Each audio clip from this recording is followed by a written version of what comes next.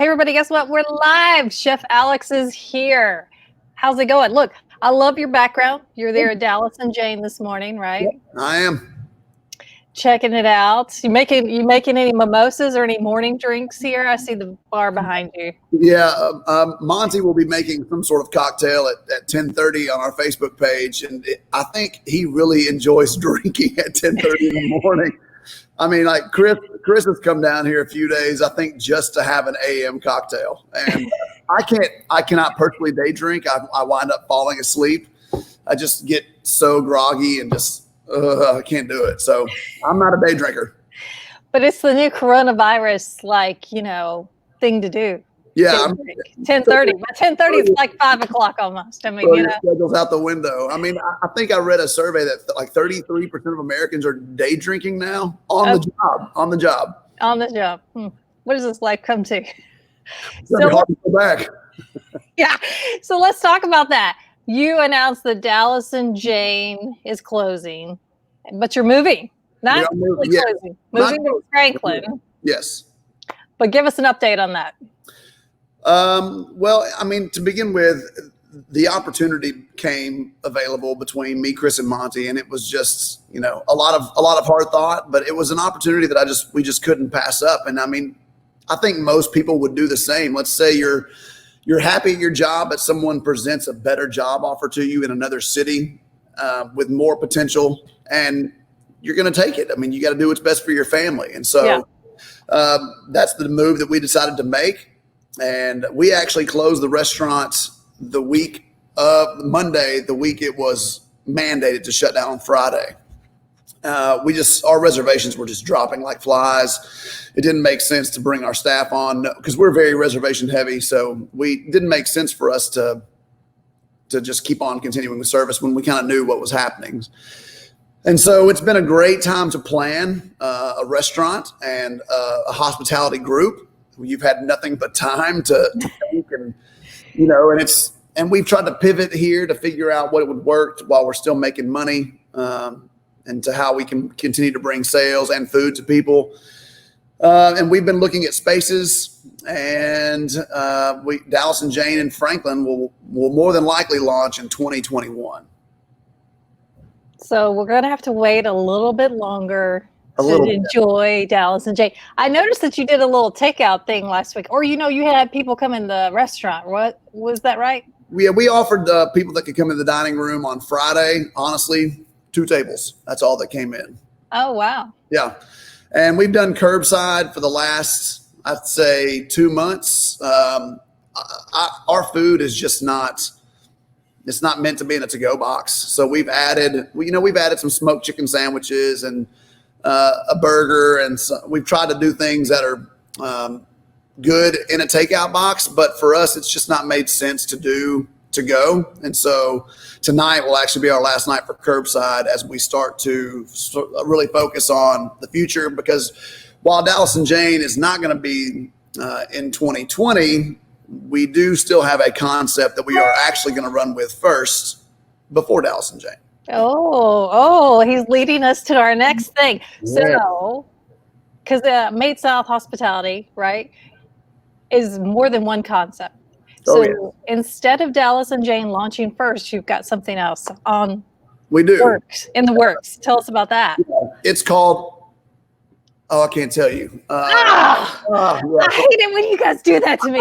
It's a great name. It's like when it was actually Chris had the name, and I kind of spitballed the concept, and then he goes, I think it should be this. And I was like, I had a name, but I hate that I love your name better. And it's a great name. Like, I can see it. I can feel it.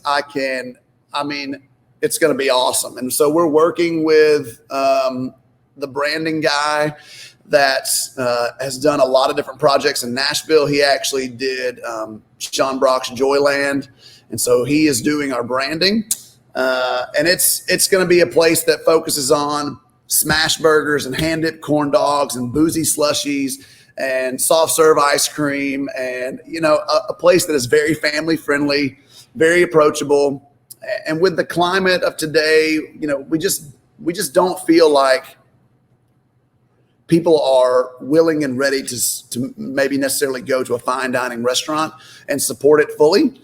So we thought launching this concept first makes more sense with the state of the world. I mean, it's easier to grab and go. The food is more likely to hold up well in a takeout bag.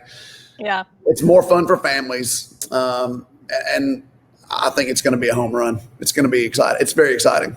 Yeah, I think any family concept restaurant like that, especially the boozy shakes for the parents, especially during this time, I think you got a win on your hands there. Well, if a kid can get a milkshake, then a parent should be able to get a boozy milkshake. And it's fun for all, right? We're working on some recipes right now, but I wish I could tell you the name because it's just awesome, but I can't. I'd have to kill everybody that's watching, and that's. You guys are killing me. You keep doing this to me. You like bring me along and then you drop me off and like I can't tell you. I know. We want to. We really do. I know. I'll tell you when we go off live. Okay. All right. All right. Oh, now people are gonna be messaging me. What did he tell you? What did he tell you? I'm like, I can't tell you because he just said. Oh, God.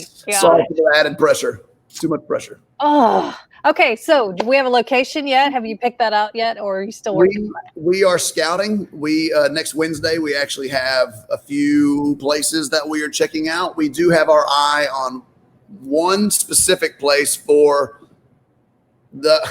Chris sent me a text. Is he telling you what you can say and what you can't say? He and I are in a feud right now. Oh. I want one thing, he wants another, and that's actually so I'll ask you here in a second. Okay. But we have one location that we really like for the family concept, and then we have one space that we really like for the Dallas and Jane space. We've actually gotten lease terms on the Dallas and Jane space that we really like. We just it's on hold right now. So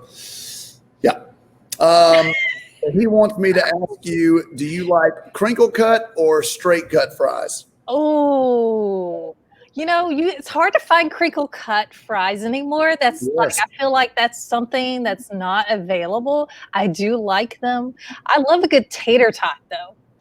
So we're going to have tater tots. Because I feel like those are hard to find too, like really good ones. Like you can get some at some fast food places that I don't want to mention, but Yeah, so we're going to do a French fry with 2 seasonings and then a tater tot. The question is crinkle or straight, because we can't. I want to go crinkle, and not all the time. I just feel like for this specific concept, crinkle cut's the way to go. I mean, they're fun, right? Yes. I want a fun fry. Yes. I don't want a shoestring. Yeah. But Chris rides the shoestring train, so maybe we should put up a poll. You guys, okay, vote for crinkle or shoestring. Yeah. Or have you thought about this? Curly fries. My wife actually brought that up last night, and I think the only place I know of that you can get curly fries is Arby's. I mean, do they still have them? I don't go to Arby's. I have no idea. I haven't eaten there since I got an allergy shot in 1996, I think. That beef and cheddar, though, I used to kill that beef and cheddar. But another thing that we're battling with is milkshakes or soft serve. And when I say soft serve, I don't mean like the McDonald's always broken soft serve. I mean, not available today. Never available. Never available. I mean, like creative flavors in a handmade waffle cone with like garnishes. So like imagine red velvet cake soft serve. And a chocolate waffle cone with cake crumbs over the top, a little malted milk powder, or a white chocolate caramel soft serve, not just vanilla. Yeah. Oh, man. Okay. Is this opening next week? No. Our timeline, as tentative as it is for October, November. October. Hopefully by then we can all gather and people will be back somewhat to normal. I saw Ohio or somebody is opening weddings and large events to a capacity of 300 next week. So, oh wow, there are moves being made. I mean, the world, part of the world wants to open. Part of the world thinks it's too soon. yeah. I'm not going to tell you which camp I'm in because I'm going to get whacked either way. But I mean, my family is being cautiously optimistic. My children actually get to go back to school next week for summer camp. And I mean, I have a 5-year-old and a 3-year-old. My wife works for State Farm and she's been forced to work from home. And I do not know how. It's tough, man. It's been a whole adjustment. Homeschooling, working. I mean, the whole usual. It's unbelievable. I go home for 30 minutes and I'm like, I gotta go. I mean, they're insane. And my 3-year-old came into my bedroom this morning and just goes, Dad, I'm bored. And I was like, I know, man. Y'all are sick of seeing it. I mean, they've only left the house like 7 times in 10 weeks. That's a lot. It's a lot. It's a lot of stress on a kid. Yeah. Yeah. I have teenagers and I had one come to me and was like, can we go somewhere? And I'm like, not yet. Nope. And face masks. I remember the first time I wore a face mask into a grocery store. I was the only one wearing one. And it just felt so weird. Like yeah. I'm filming a movie for Zack Snyder. It just doesn't feel, it feels like I'm about to rob somebody. And now, I know, I felt the same way. Like when I go out, I'm like, oh, are people going to look at me like, what is she doing? Well, now they look at you like that if you don't have a mask on. So, I know. It's public perception is a very real thing, and you've got to keep it in mind when you're dealing with all things mask wearing. Yes, yes. Well, so tell me what it's been like as a restaurant owner during this time. You said you shut down like that first week when everyone else did. What was that like? I mean, that has to be a tough decision when you because you make your place so creative, and I know that you really enjoy what you do. What is that like to all of a sudden be told you can't do that anymore? There's been a lot of sad moments. I mean, just sitting in here in this, it's weird not having people in your dining room having a good time. I mean, that's what people define success in different ways. For me, it's not monetary. It's more of bringing a place to life that people want to be, both working at and coming to as a patron. And, it's just sad that there's all these empty chairs and all these empty tables, and there's nobody here laughing and nobody here getting engaged. And there, we've done gender reveals for couples, and there's been none of that. And it's just weird. The only time you see people is when they pull up to the front door to get their curbside order. It's just awkward. We are such social creatures that it's, I think we have all missed hugs and handshakes, and it's just strange. It's just very strange emotion. So we've tried to pivot to the best of our ability.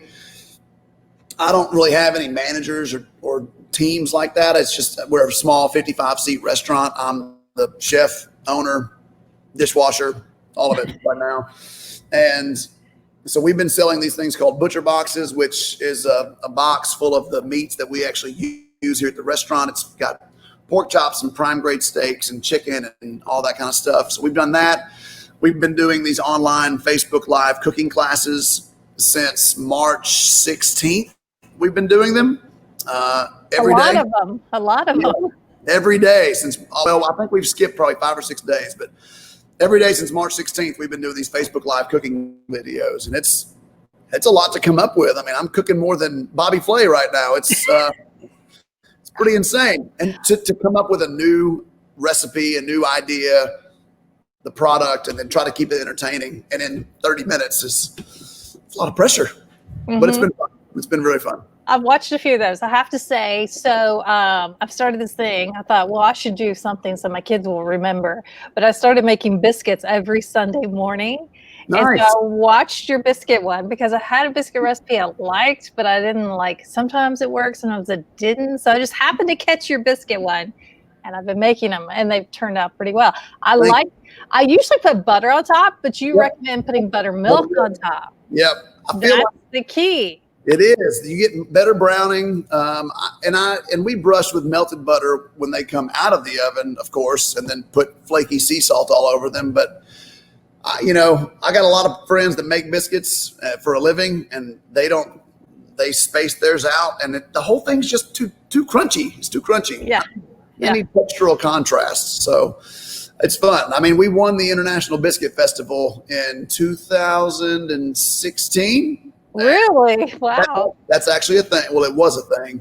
And it was fun. We made, what did we make? Toffee buttermilk biscuit bread pudding. Wow. Which it was delicious, and it was not healthy at all. It doesn't sound healthy, but it does sound really good. Well, if you guys are looking for a recipe, I can vouch for that one for sure. Thank you. It works. It's amazing. My kids like it. Although one day I think it was raining or something. I don't know. They didn't turn out quite right. I don't know what happened that day. I'm not going to put that on you. I'll put that on me. But flour, baking is a weird science, and I really don't understand it because I don't spend a lot of time doing it. But it's humid in my restaurant right now, and I know for a fact if I try to make biscuits, my liquid ratio would need to be different than the recipe calls for because of the humidity in the air. It's such a strange phenomenon. Okay, so I have a question about that. If it is humid, do you add more liquid or less? What's the key to that? I don't know that I can give you an answer. But I think you'd have to judge by, I would think less, but okay. I don't know. But it can also, flours are milled in different seasons, and so there could be more moisture in the flour itself than that. We try to stick with white lily because it's very consistent. Soft the wheat, I've never really had any major issues with white lily. Okay, there you go. There's your biscuit tip of the day. I like it. That's about the only one I've got. Well, you're getting ready for your next cooking show. You guys should go check that out. It's on Dallas and Jane. Are you going to keep those up while you're still working on these other concepts? Yes. The Dallas and Jane page is not going to go anywhere. We may not post as much until we start ramping it back up, and we'll start focusing on the other project, which is going to take a lot of work. But honestly, I can't wait to show everybody what it is. There's actually a picture of a burger that's on my personal page, but I might actually teach that burger on the cooking class today because I haven't actually figured out what I'm doing yet. All right. But it's it's made from brisket. It's got a roasted poblano mayonnaise. It's got pepper jack cheese, pickled jalapenos, crispy bacon. It's like a good spicy Tex-Mex style burger. It's pretty good. That sounds amazing. Yeah.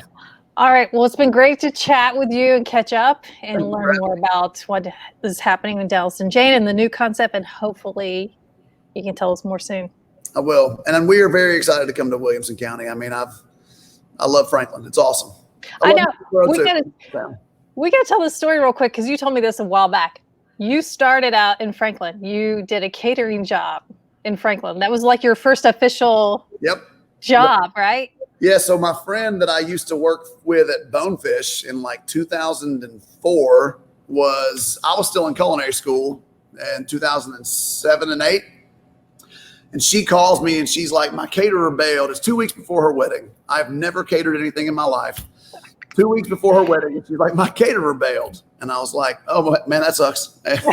She's like, could you do it? And I was like, yeah, no big deal. It's not, it's what is it? She's like, it's 250 people. And I was like, cool. She's like, this is what we want. And she wanted like pigs in a blanket, egg rolls, a fruit tray. It was really basic stuff. And I was like, yeah, cool. So I charged her like $500. It's like $2 a head. I didn't know what I was doing. And she got a deal. Oh, she got a heck of a deal. And I remember it was at the factory, and she was like, yeah, there's a kitchen in the factory that you can use. I was like, awesome. I was making the egg rolls from scratch. It was raw pork, mushroom, cabbage. My wife made the pigs in a blanket. Like she rolled pigs in a blanket for like 12 hours. I mean, she still remembers that. She's like, you only got paid $500 and you had me rolling pigs. She's free labor. So So we get to the factory and there's no kitchen. Like it's a countertop with a microwave. And I was like, I thought there was a kitchen here. And they said, this is your kitchen. I was like, this is not a kitchen. This is a pantry. And so at the time, the Viking store was still there. And I'm running down through the factory with a sheet tray full of raw pork and mushrooms. And I just bust into the Viking store and I was like, I got to use your test kitchen. And they let me. And so that was my first catering event was actually at the factory in Franklin. There you go. I love that. Your first official job. It was raining. We had to fry rolls outside in the rain. Oh, no. And then she tipped us $50 at the end of it. And I was like, I'm rich. And there you go. And that was it. Off to the races. And here we are. Now we have Dallas and Jane and some other things hopefully that we can talk about later. We've got some really fun concepts lined up. It's going to be the partnership that we've got between me, Chris, and Monty. I mean, Chris is insanely talented, very smart. Monty's got 40 years in the industry. He knows how to run a restaurant backwards and forwards.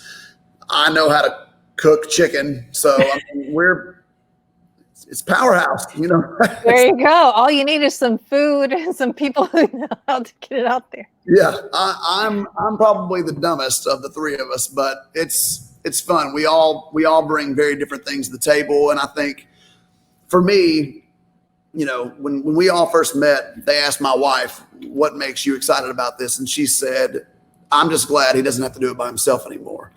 And because it's been hard. I mean, running a restaurant, there's a lot of moving parts. I mean, just right before you open, you're having line up with your staff. You got to print new menus. You got a liquor rep coming in. You've got to make sure all your cooks are ready to go, that your dishwasher showed up, that you've got enough silverware. You know, I mean, it's hard to be the one that's always on top of that. And so for me, and you know, there's a book called The E-Myth, and it's the entrepreneurial myth that you got to be all. There's three types of people. There's the entrepreneur, the mechanic, and the manager. And not many people are very good at all three of those things.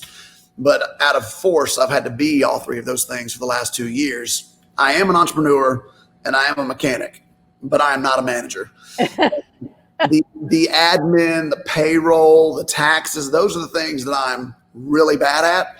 And, you know, procrastination tends to happen when you don't want to do things. Right.